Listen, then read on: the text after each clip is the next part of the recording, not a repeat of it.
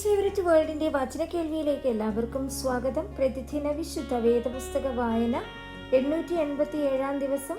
ഓബദ്യാവ് 1 അധ്യായം. ഓബദ്യാവിന്റെ ദർശനം.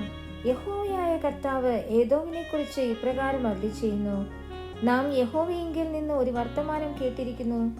ജാതികളുടെ ഇടയിൽ ഒരു ദൂതനെ അയച്ചിരിക്കുന്നു. എഴുന്നേൽപ്പിൻ, നാം അവളുടെ നേരെ യുദ്ധത്തിന് പുറപ്പെടുക. ഞാൻ നിന്നെ ജാതികളുടെ ഇടയിൽ അല്പമാക്കിയിരിക്കുന്നു. നീ അത്യന്തം ധിക്കരിക്കപ്പെട്ടിരിക്കുന്നു.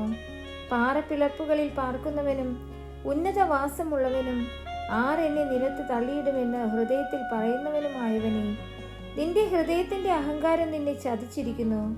നീ കഴുകനെ പോലെ ഉയർന്നാലും നക്ഷത്രങ്ങളുടെ ഇടയിൽ കൂടുവെച്ചാലും അവിടെ നിന്ന് ഞാൻ നിന്നെ ഇറക്കുമെന്ന് യഹോവയുടെ അരുളപ്പാട്. കള്ളന്മാർ നിന്റെ അടുക്കൽ വന്നാലോ, രാത്രിയിൽ പിടിച്ചുപറിക്കാർ വന്നാലോ, നീ എങ്ങനെ നശിച്ചു പോയിരിക്കുന്നു. അവർ തങ്ങൾക്ക് മതിയാകുവോളം മോഷ്ടിക്കയില്ലയോ? മുന്തിരിപ്പഴം പറിക്കുന്നവർ നിന്റെ അടുക്കൽ വന്നാൽ അവർ ഏതാനും കാലാപ്പഴം ശേഷിപ്പിക്കയില്ലയോ? ഏശാവിനുള്ളവരെ കണ്ടുപിടിച്ചിരിക്കുന്നതും അവന്റെ നിക്ഷേപങ്ങളെ തിരഞ്ഞു കണ്ടിരിക്കുന്നതും എങ്ങനെ? നിന്നോട് സഖ്യതയുള്ളവരൊക്കെയും നിന്നെ അതിരോളം അയച്ചു കളഞ്ഞു. നിന്നോട് സന്ധിയുള്ളവർ നിന്നെ ചതിച്ചു തോൽപ്പിച്ചിരിക്കുന്നു. നിന്റെ ആഹാരം ഭക്ഷിക്കുന്നവർ നിനക്ക് കെണി വെക്കുന്നു. അവന് ബുദ്ധി ഒട്ടും ഇല്ല. അന്നാളിൽ ഞാൻ ഏദോമിൽ നിന്ന് ജ്ഞാനികളെയും ഏശാവിന്റെ പർവ്വതത്തിൽ നിന്ന് വിവേകത്തെയും നശിപ്പിക്കുമെന്ന് യഹോവയുടെ അരുളപ്പാട്.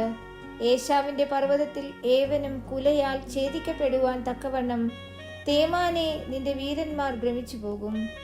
നിന്റെ സഹോദരനായ യാക്കോബിനോട് നീ ചെയ്ത സാഹസം നിമിത്തം ലജ്ജ നിന്നെ മൂടും. നീ സദാകാലത്തേക്കും ഛേദിക്കപ്പെടും. നീ എതിരെ നിന്ന നാളിൽ അന്യജാതിക്കാർ അവന്റെ സമ്പത്ത് അപഹരിച്ചു കൊണ്ടുപോവുകയും അന്യദേശക്കാർ അവന്റെ ഗോപുരങ്ങളിൽ കടന്ന് യെരൂശലേമിന് ചീട്ടിടുകയും ചെയ്ത നാളിൽ തന്നെ നീയും അവരിൽ ഒരുത്തനെ പോലെ ആയിരുന്നു.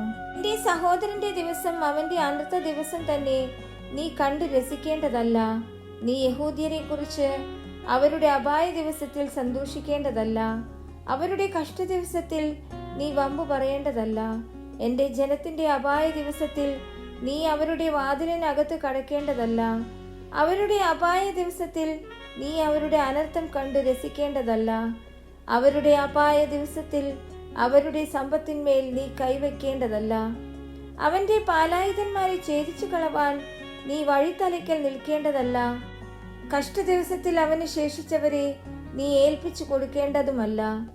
സകല ജാതികൾക്കും യഹോവയുടെ നാൾ അടുത്തിരിക്കുന്നു. നീ ചെയ്തിരിക്കുന്നത് പോലെ നിന്നോടും ചെയ്യും. നിന്റെ പ്രവൃത്തി നിന്റെ തലമേൽ തന്നെ മടങ്ങി വരും. നിങ്ങൾ എന്റെ വിശുദ്ധ പർവ്വതത്തിൽ വെച്ച് കുടിച്ചതുപോലെ സകല ജാതികളും ഇടവിടാതെ കുടിക്കും. അവർ മോന്തി കുടിക്കുകയും ജനിക്കാത്തവരെ പോലെ ആകുകയും ചെയ്യും. എന്നാൽ സിയോൻ പർവ്വതത്തിൽ ഒരു രക്ഷിത ഗണമുണ്ടാകും. അത് വിശുദ്ധമായിരിക്കും. യാക്കോബ് ഗൃഹം തങ്ങളുടെ അവകാശങ്ങളെ കൈവശമാക്കും.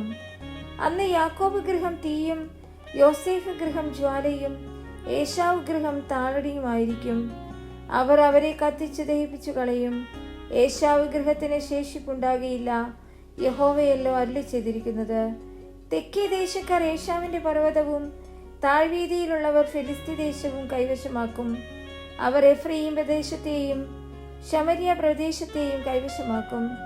ബെന്യാമീനോ ഗിലെയാദിനെ കൈവശമാക്കും. ഈ കോട്ടയിൽ നിന്ന് പ്രവാസികളായി പോയ ഇസ്രായേൽ മക്കൾ സാരെഫാത്ത് വരെ കനാനിയർക്കുള്ളതും സെഫാരദിലുള്ള യെരൂശലേമി പ്രവാസികൾ തെക്കേ ദേശത്തെ പട്ടണങ്ങളും കൈവശമാക്കും. ഏശാവിന്റെ പർവ്വതത്തെ ന്യായം വിധിക്കേണ്ടതിന് രക്ഷകന്മാർ സിയോൻ പർവ്വതത്തിൽ കയറി ചെല്ലും. രാജത്വം യഹോവയ്ക്ക് ആകും.